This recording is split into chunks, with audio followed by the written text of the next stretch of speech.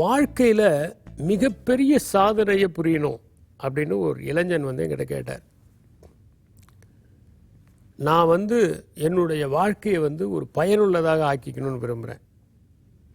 எனக்கு ரொம்ப மகிழ்ச்சியாக இருந்தது. ஒரு 17-18 வயசில் நிறைய சம்பாதிக்கணும், வசதியாக வாழணும், அதுக்கப்புறமேல் நாம் பாட்டுக்கு உலகத்தை பற்றி கவலைப்படாமல் இருக்கலாம் அப்படின்னு நினைக்கக்கூடியவர்கள் அதிகமாக இருக்கிறார்கள்.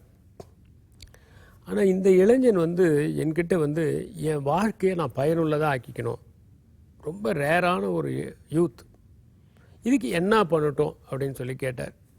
நான் கொஞ்ச நேரம் யோசிச்சுட்டு இந்த சமூகத்திற்கு நீங்கள் சேவை செய்கிறதுலையும் சமூக அக்கறையோடு செயல்படுவதிலையும் நம்பிக்கை வச்சுருக்கீங்களா அப்படின்னு கேட்டேன். சார், அதுதான் என்னுடைய நோக்கமே. எனக்கு பணம் சம்பாதிக்கிறது முக்கியம் இல்லை, ஆனால் யார்கிட்டையும் கையை ஏந்தாத அளவுக்கு ஓரளவுக்கு நான் வசதியாக வாழணும்னு விரும்புகிறேன். சொசைட்டிக்கு என்னால் முடிஞ்ச அளவுக்கு ஏதாவது செய்யணும். என்னுடைய வாழ்க்கை இன்னும் ஒரு 50 வருஷம் எஃபெக்டிவாக இருந்துச்சுன்னா அந்த 50 வருஷமும் ஒவ்வொரு நொடியும் பயனுள்ளதாக ஆக்கிக்கணும், பொருள் புதிந்ததாக ஆக்கிக்கணும் அப்படின்னு சொல்லி நான் நினைக்கிறேன் அப்படின்னு சொன்னார். நான் சொன்னேன், வேறு ஒன்றுமே வேணாம்ப்பா, உன் வாழ்க்கையில் உனக்கு எப்போவுமே உன் முன்னாடி 2 பாதை விரியுது. ஒரு பாதை ரொம்ப ஈஸியான பாதை, இன்னொன்று கடினமான பாதை. நீ ஈஸியான பாதையை மட்டும் தேர்ந்தெடுத்துடாத, கடினமான பாதையை தேர்ந்தெடு.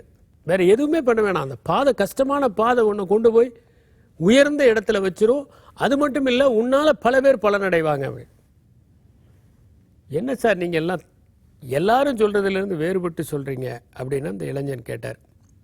நான் சொன்னேன், தம்பி, நான் கஷ்டமான பாதையை தேர்ந்தெடுன்னு சொல்கிறதுக்கு காரணம் எல்லாருமே ஈஸியான பாதையை தேர்ந்தெடுக்க தான் விரும்புவாங்க. ஆனால் நான் ஏன் கஷ்டமான பாதையை தேர்ந்தெடுக்க சொல்கிறேன்னா, உன்னுடைய எண்ணம் இந்த சொசைட்டிக்கு பயனுள்ளதாக செய்யணும்னு இருக்கு. அதனால தான். வேணா உனக்கு ஒரு உதாரணம் சொல்லட்டுமான்னு. சொல்லுங்க சார். விஸ்வாமித்திரர் தசரதன் கிட்ட வராரு.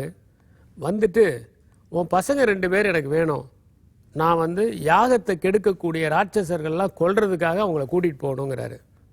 இப்போ தசரதர் சொல்கிறாரு, நானே பெரிய வீரன் தான், நான் இந்திரலோகம் வரைக்கும் போய் வெற்றி பெற்றவன், நான் வரேன், நான் அசுரர்கள்லாம் கட்டுப்படுத்துகிறேன் வாங்க அப்படின்னு.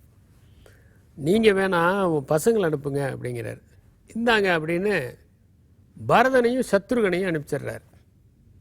சத்ருகனன் பரதன் 2 பேரையும் கூட்டிக்கிட்டு விஸ்வாமித்திரர் வராரு. நாட்டை விட்டு வெளியே வந்தோடனே 2 பாதை போகுது. உடனே இந்த பரதன் கேட்குறாரு, இதில் எந்த பாதை வழியாக போகணும்னு. விஸ்வாமித்திரர் சொல்றார், ஒரு பாதை ரொம்ப சாதாரணமாக ஜாலியான பாதை, அதில் போனோம்னா ஈஸியாக நம்ம போயிடலாம். இன்னொரு பாதை வழியாக போனோம்னா அது ஆபத்தானது, வழியில் நிறைய ராட்சசர்கள் இருக்காங்க, நிறைய கடினமான விலங்குகள் இருக்குது, அதனால் இந்த வழியாக போகிறது ரொம்ப கஷ்டம், நிறைய ஆபத்துகள் நிறைந்ததுன்னு. சரி, நம்ம இந்த ஈஸியான பாதை வழியாகவே போயிடலாமே அப்படின்னு பரதனும் சத்ருகனும் சொல்கிறாங்க. கொஞ்சம் இருங்க வாங்க, கொஞ்சம் அரண்மனைக்கு வாங்க அப்படின்னு கூட்டிகிட்டு போயிட்டு, நான் பாருங்கள், இந்த 2 பசங்களும் தேர மாட்டாங்க, நீங்களே வச்சுக்கோங்க, மற்ற 2 பசங்களுக்கு கொடுங்க அப்படின்னு. இந்த 2 பசங்களையும், யார், ராமனையும் லக்ஷ்மணனையும், மறுபடியும் அதே இடத்துக்கு வந்தோடனே, இது ஈஸியான பாதை, இது கடினமான பாதை அப்படின்னோடனே, கடினமான பாதை வழியாக போகலான்னு ராமனும் லக்ஷ்மணனும் தேர்ந்தெடுத்தாங்களாம். அப்பயே விஸ்வாமித்திரர் நினைச்சாரா, இவங்க 2 பேரும் தான் மக்கள் வணங்கத்தக்கவர்களாக ஆவார்கள் அப்படின்னு. இது ஒரு சின்ன கதைன்னு அந்த இளைஞன்ட்ட சொன்னேன். அந்த இளைஞன், நான் கடினமான பாதையை தேர்ந்தெடுக்கிறேன் என்று என்னிடம் ஒத்துக்கொண்டு சென்றான். வாழ்க்கையில் சிரமமான பாதைகள் சிராய்ப்புகளை தரும், ஆனால் நம்மை சிகரத்தில் ஏற்றிவிடும். எளிமையான பாதைகள் இலக்கை அடைய உதவும், ஆனால் அந்த இலக்குகள் உளுத்து போன இலக்குகளாக இருக்கும். எனவே நாம் கடினமான பாதையை, இதுவரை யாரும் பயணித்திராத பாதையை தேர்ந்தெடுப்போம். அதன் மூலம் உயர்ந்த இலக்குகளை அடைவோம். நன்றி, வணக்கம்.